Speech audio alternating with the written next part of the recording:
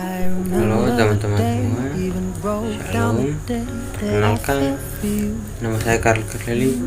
Saya berkuliah di Universitas Kristen Indonesia Maluku.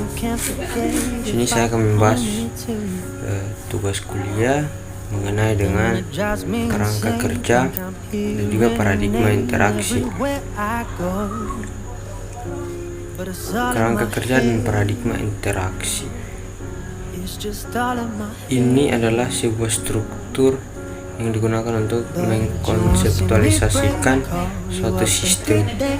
Kerangka kerja yang dapat digunakan untuk memahami cara manusia berinteraksi dengan komputer. Dan juga mengkonseptualisasikan ruang persoalan secara menyeluruh. Bagian A yaitu siklus tindakan eksekusi atau evaluasi. Berikut suatu konsep penyusunan tindakan-tindakan yaitu yang pertama yaitu goal. Itu mengenai kejadian yang diinginkan oleh pengguna.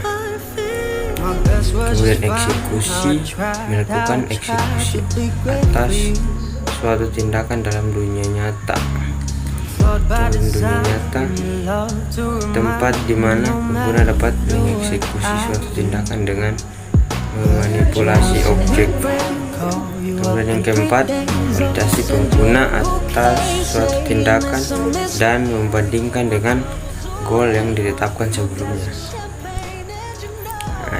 Di sini kita bisa lihat tujuan langkah tindakan yaitu mengenai eksekusi dan evaluasi. Dari goal yaitu kejadian yang diinginkan untuk terjadi, kemudian menuju ke membentuk keinginan untuk tindakan mengeksekusi tindakan. Habis sesudah itu ke dunia nyata, selanjutnya mengevaluasi hasil, menginterpretasikan persepsi, memahami status dunia nyata, kemudian kembali lagi ke goal. Kemudian jarak pemisah eksekusi. Jarak pemisah eksekusi adalah perbedaan antara keinginan pengguna dengan apa yang dapat dilakukan oleh sebuah sistem atau seberapa jauh sistem tersebut dapat mendukung tindakan yang akan dilakukan oleh pengguna. Contohnya yaitu pengguna yang sudah memformulasikan keinginan menggunakan menu file dan juga memilih save. Kemudian di sini bisa kita lihat gambar berikut yaitu jarak pemisah evaluasi. Di sini ada dua bagian yaitu sistem fisik dan juga goal pengguna. Itu adalah jarak antara kedua poin tersebut, di mana ada jarak pemisah eksekusi dan juga jarak pemisah evaluasi, jadi tidak saling berhubungan. Kemudian kerangka kerja interaksi yaitu siklus tindakan. Eksekusi atau evaluasi berfokus pada cara pandang pengguna tentang interaksi.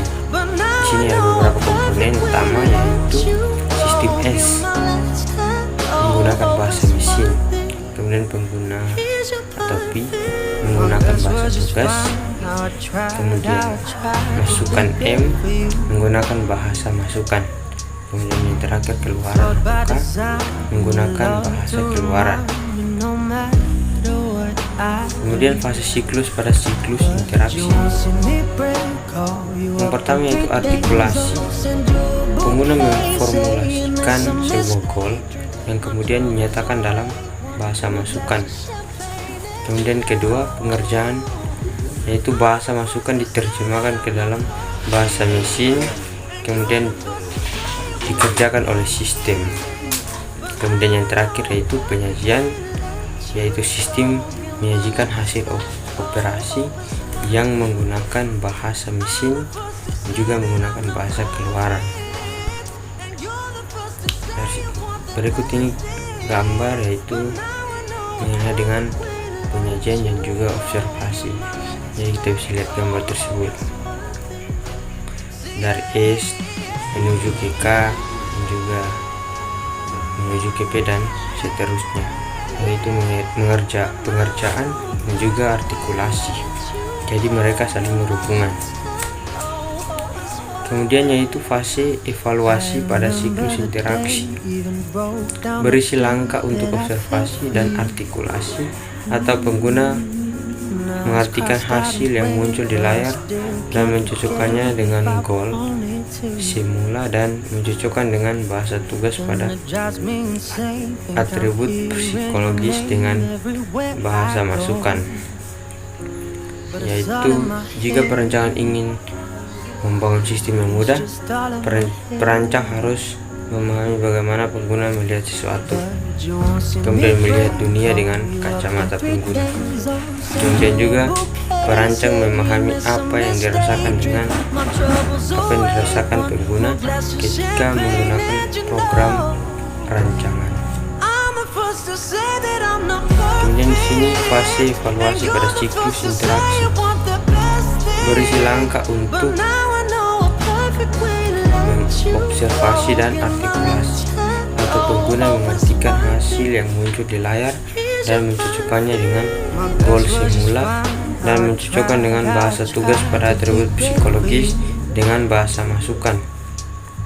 Itu adalah fase evaluasi pada siklus interaksi. Kemudian mengatasi kompleksitas, yaitu jika perancang ingin membangun sistem yang mudah digunakan, perancang harus memahami bagaimana pengguna melihat sesuatu, melihat dunia dengan kacamata pengguna. Perancang juga dapat memahami apa yang dirasakan pengguna ketika menggunakan program rancangannya. Untuk itu, perancang harus memahami bagaimana manusia mengatasi kompleksitas suatu lingkungan kerja secara teknis. Itu adalah mengatasi kompleksitas. Berikut ini adalah referensi yang saya gunakan dalam pembuatan tugas. Itu saja pembahasan dari saya. Saya ucapkan terima kasih.